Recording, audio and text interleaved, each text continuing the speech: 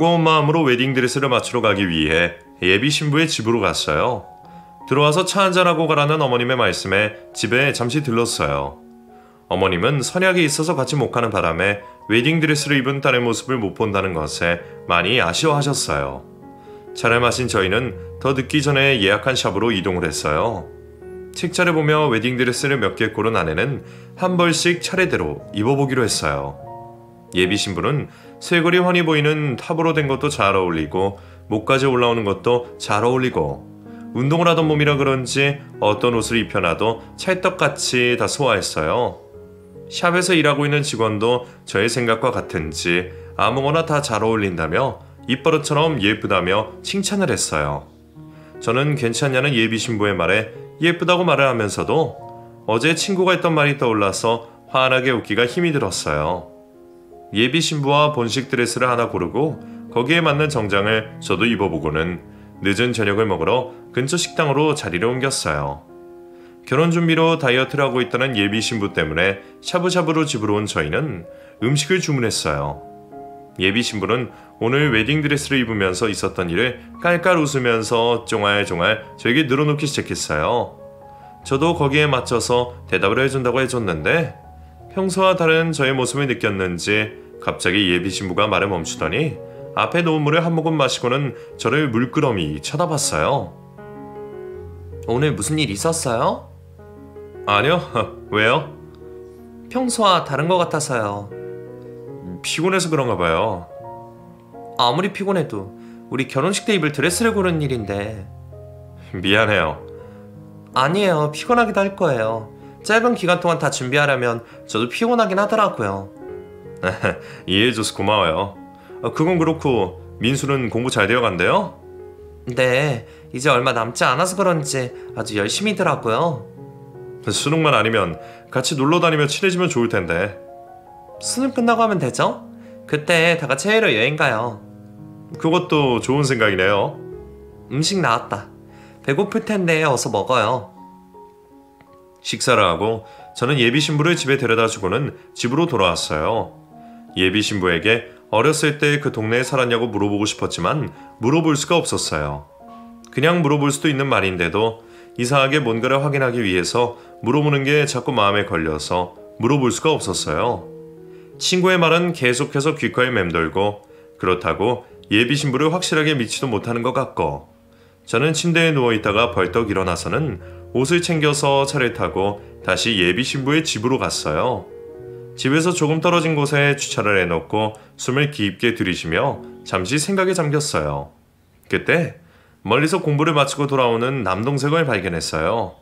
남동생은 앞에 가는 두 사람에게 달려가며 엄마라고 불렀고 앞에서 걸어가던 두 사람은 몸을 돌렸어요. 어머님과 예비 신부였어요.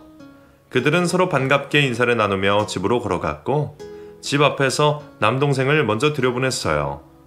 그리고는 두 사람은 집 앞에 있는 편의점에서 음료수를 2개 사더니 공원 안에 있는 의자에 앉아서 음료수를 마시면서 이야기를 나누었어요. 그리고 그 자리에서 저는 제가 몰랐던 진실을 마주하게 되었어요. 엄마, 고마워요. 뭐가? 민수 저렇게 잘 키워주셨어요. 얘가 또 그런 소리 하네. 누가 들으면 어쩌려고. 지금 여기 우리밖에 없는데 누가 듣는다고요. 그래도 자나깨나 입 조심해. 그동안 나 때문에 마음고생 많았죠. 그래, 네 아버지랑 그때만 생각하면 아이고 아직도 아찔해. 그땐 제가 철이 많이 없었어요. 괜찮아. 이제 다 지난 일인데 뭘. 부모님에게 항상 죄송하고 고마워요. 그걸 알면 이제라도 잘 살면 돼. 그럴 거예요. 두 사람의 대화를 듣던 저는 이상함을 느꼈고 두 사람의 대화에 더 귀를 기울였어요. 취서방이 아무리 좋은 사람이라도 절대로 이야기하면 안 된다. 평생 이야기 안 하고 살 수 있을까요?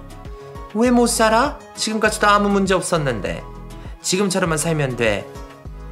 연애할만 할 때는 몰랐는데 막상 결혼하려니 마음이 무겁네요.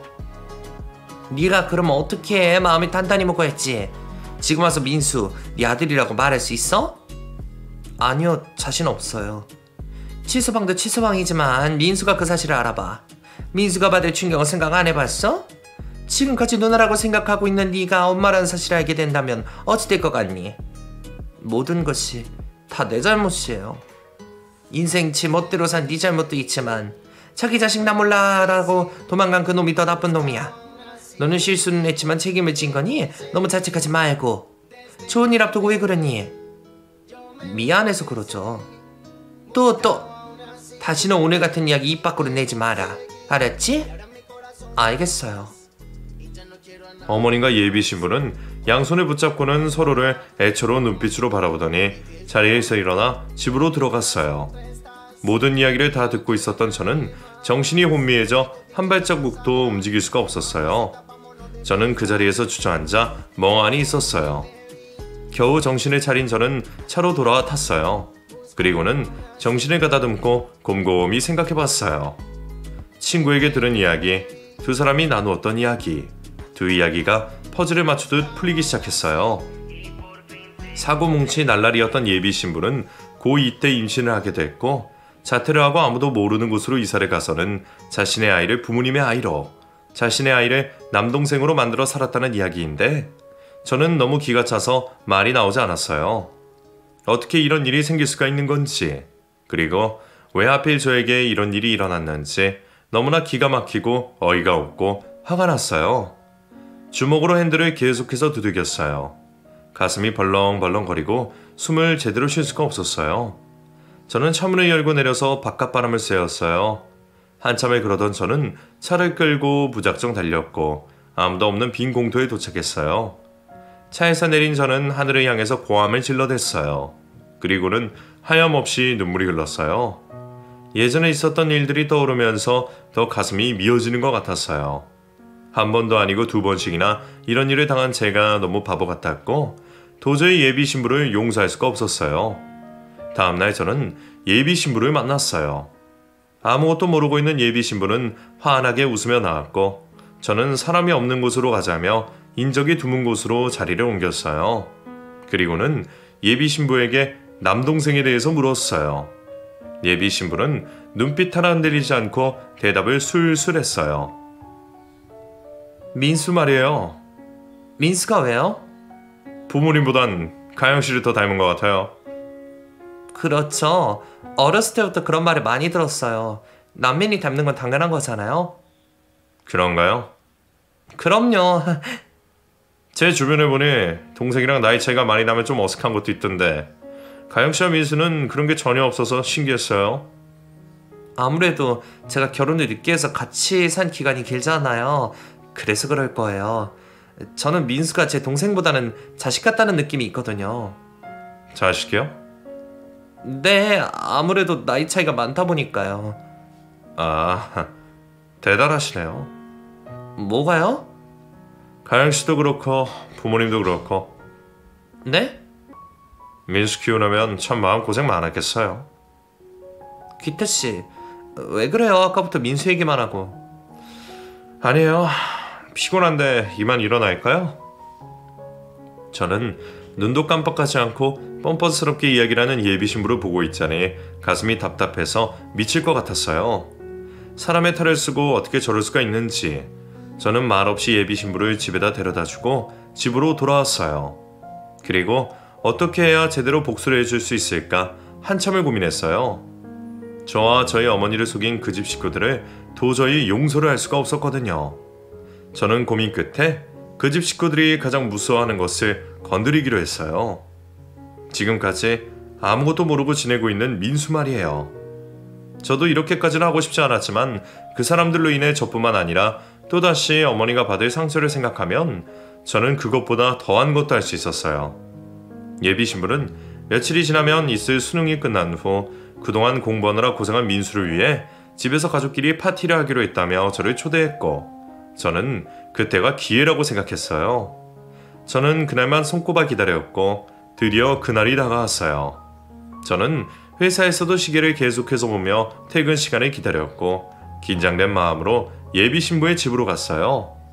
차에서 내리기 전 저는 숨을 길게 들이쉬며 긴장을 풀었고 마음을 단단히 먹었어요.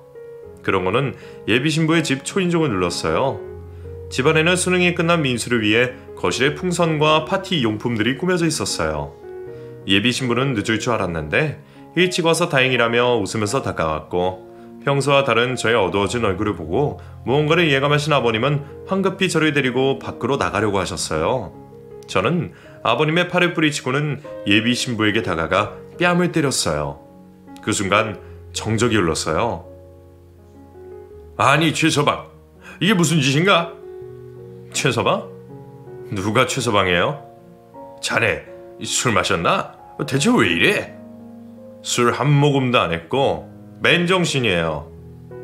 술 주정도 아니고. 그럼 대체 왜 이래? 민수, 수능은 잘 봤니? 민수야, 넌 어서 올라가라. 어른들이 내키지 말고. 어른들 일 아니고 너의 일이니 너도 들어. 우리끼리 이야기하자고. 왜 가만히 있는 애한테 그러나. 당신 뭐해요? 어서 민수 데리고 올라가지 않고서. 민수, 당신 아들 아니잖아. 당신 손자잖아. 그 입 못 닫아? 저의 말에 놀란 어머님은 저의 뺨을 때렸고 민수는 깜짝 놀라하며 멍하니 서 있다가 가족들을 둘러보더니 2층으로 후다닥 뛰어 올라갔어요. 부모님은 그런 민수를 따라 다급하게 2층으로 뛰어 올라갔고 저는 거실 테이블에 있는 음식들을 다 바닥에 던지며 고함을 질러댔어요. 얼떨떨한 표정으로 서 있던 예비 신부는 그런 저를 끌고는 밖으로 나왔어요. 당신 지금 미쳤어? 그래, 미쳤다. 내가 이 상황에서 안 미치게 생겼어? 나랑 먼저 얘기했어야지. 너랑? 왜? 누구 좋으라고? 왜 나를 속였어? 언제까지 속일 생각이었는데? 그렇다고 민수가 있는 앞에서 그런 말을 해? 당신이 그러고도 사람이야? 애가 받을 상태를 생각 안 해봤어? 진짜 낯짝 두껍다. 지금 누가 잘못을 했는데? 사기 결혼을 하려고 해놓고선 뭐? 결혼 안 하면 되잖아. 너는 참 쉽게 사는구나. 이거 하다가 안 되면 저거 하고 사고 치면 뒤에서 다 알아서 해결해주는 부모가 있어서 그런 건가? 아니면 그 부모의 그 자식인가? 자식이 잘못된 길을 가고 있으면 따끔하게 야단을 치던가 해야지. 셋이서 같이 나를 속여? 내 부모 욕하지 마. 그래, 지금 부모 욕한다고 눈에 쌍심시켜오고 그러는 거야? 너보다도 네 부모가 더 나빠. 자기 자식은 중요하고 남의 자식은 함부로 해도 된다는 거야 뭐야? 이제라도 다 알았으면 그냥 헤어지면 될 것이지. 왜 남의 집에 와서 분란을 일으켜? 야, 너 아직도 네가 무슨 짓을 했는지 모르는 거야? 일말의 양심이라는 것도 없니? 사람이 어떻게 그렇게 할 수가 있어? 내가 그동안 얼마나 힘들었는지 알고 나는 소리야? 그래, 속인 건 내가 정말 미안해. 하지만 과거잖아. 그것도 벌써 20년도 지난.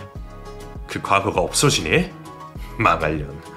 남의 인생을 망쳐놓고는 뭐? 과거라고? 그걸 말이라고 하는 소리야? 정말 어이가 없네. 미안해, 미리 말했어야 했는데 말할 자신이 없었어. 20년 동안 숨기고 살아왔는데 지금 와서 들춰낼 순 없었어. 그냥 지금처럼 아무도 모르게 우리 가족만 입 다물고 있으면 아무 문제가 없다고 생각했었어. 하지만 이건 아니지. 적어도 민수 앞에서는 이러면 안 됐던 거잖아. 꺼져. 너같이 뻔뻔한 년이랑은 더 이상 말하고 싶지 않아. 저는 화가 부글부글 끓어오는 것을 억누르며 차에 올라탔어요. 저에게 싹싹 빌며 용서해달라고 매달려도 모자랄 판에 오히려 적반하장으로 나오는 예비 신부의 모습에 치가 떨렸어요. 저는 집 앞에 있는 포장마차로 가서 소주 한 병을 단숨에 들이켰어요. 그리고는 친구에게 전화를 걸었어요. 저의 연락에 단숨에 달려온 친구는 저의 모습을 보더니 무슨 일인 줄 알겠다는 표정으로 앉았어요. 그리고는 저와 함께 술을 마셨어요. 그렇게 한참이 지난 후 친구는 아무 말도 하지 않는 저에게 이런 일이 일어나지 않는 것이 좋았겠지만 그래도 결혼 전에 알게 돼서 다행이라며 위로해 주었어요. 저는 이제 어떻게 사냐며 남들은 평생 한 번도 안 당할 일을 2번씩이나 당했다며 어머니가 이 결혼을 얼마나 기다리고 좋아하셨는데 또 이렇게 돼서 살 수가 없다며 눈물을 흘렸어요. 친구는 아무 말 없이 저의 등을 두드려주며 아무런 말 없이 소주를 마셨어요. 다음날 깨질 듯한 머리를 움켜쥐고는 잠에서 깬 저는 냉장고에 가서 물을 꺼내 마셨어요. 머리가 너무 아파서 머리를 똑바로 들 수가 없었어요. 분명 어제 친구와 술을 마신 것은 기억이 나는데 그 뒤로는 필름이 끊겨서 어떻게 집에 왔는지도 기억이 나질 않았어요. 식탁 위에는 친구가 끓여놓은 콩나물국이 있었어요. 저는 따뜻하게 데워서 먹고는 다시는 잠이 들었어요. 몸도 마음도 지치고 술병도 제대로 난 저는 회사에 출근을 하지 못한 채 며칠 동안 집에서 쉬었어요. 며칠 후 아무 생각 없이 침대에 누워있는데 초인종이 요란스럽게 울렸어요. 저는 현관문을 열어주었고 어머니가 씩씩거리며 집 안으로 들어오셨어요. 그리고는 식탁 위에 있던 제가 마시던 생수를 벌컥벌컥 마시더니 커튼을 걷고 창문을 활짝 열었어요. 그리고 저를 보시고는 회사도 안 가고 왜 이렇게 지내고 있냐며 네 잘못도 아닌데 왜 산송장처럼 집안에만 있냐고 속상해하셨어요. 저는 어머니에게 상처를 주지 않고 결혼을 못하게 될 핑계거리를 찾고 있었는데 어머니는 벌써 모든 것을 알고 오신 듯해서요. 어떻게 아셨어요? 그걸 왜 몰라? 온 동네에 소문이 다 났는데. 소문이요? 그래, 그 미친년이 고등학교 때 애를 베서 19살이 된 아들이 있으면서 처녀 행세를 하고 결혼하려 했다고 온 동네에 소문이 파다해. 죄송해요. 네가 뭐가 죄송하냐?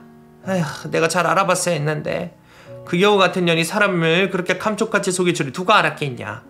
내 아들을 이렇게 만들어 놓고선 어디 뻔뻔하게 수업을 하고 있어. 내가 그 말을 듣고 어이가 없어서 내가 지금 그 학원에 쫓아가서 수업하고 있는 그녀 머리카락을 죄다 뜯어놓고 오는 길이다. 어디서 감히 내 아들을 말이야. 이 동네에 발도 못 붙이게 할 거야 내가. 저 진짜 괜찮아요. 내가 정말 미안하다. 잘 살고 있는 너를 괜히 내가 부추겨서 험한 꼴이나 당하게 하고. 어머니, 진짜 저 괜찮아요. 어머니 때문이 아니라 제가 원해서 이렇게 된 거니까 그런 말씀 마세요. 어머니는 저에게 그런 여자를 소개시켜줘서 잘 살고 있는 제가 또 상처를 받게 될 것에 큰 죄를 책감에 느끼시며 무척 괴로워하셨어요. 그런 어머니 때문에 저는 오랫동안 제 상처만 보고 아파할 수만은 없었어요. 저는 어머니 앞에서는 상처가 다 아문 척, 괜찮은 척 연기를 할 수밖에 없었어요. 어머니는 그런 제 모습에도 분이 풀리지 않으셨는지 같이 다니고 있는 회원들과 매일같이 그 학원에 가서 그 여자를 피말리게 했고 결국 그 여자는 가족들과 그 동네에서 손가락질을 받다가 얼마 못 가 이사를 가게 되었어요. 저 역시 더 이상 이곳에서 사는 것이 싫었어요. 저희 두 번의 결혼 실패를 모두 다 알고 있는 회사를 다니는 것도 힘이 들었어요. 고민 끝에 저는 다른 지역으로 이사를 했고 새로운 직장으로 옮겼어요. 이곳에서 모든 것을 잊고 새롭게 시작하고 싶었는데 두 번의 상처가 너무 커서 그런지 쉽게 되지가 않았어요. 시간이 지나면 점점 희미해져 가야 하는데 저는 오히려 더 선명해지는 것 같았어요. 이제 두 번 다시는 새로운 사람을 만나 결혼을 할 수 없을 것 같아요.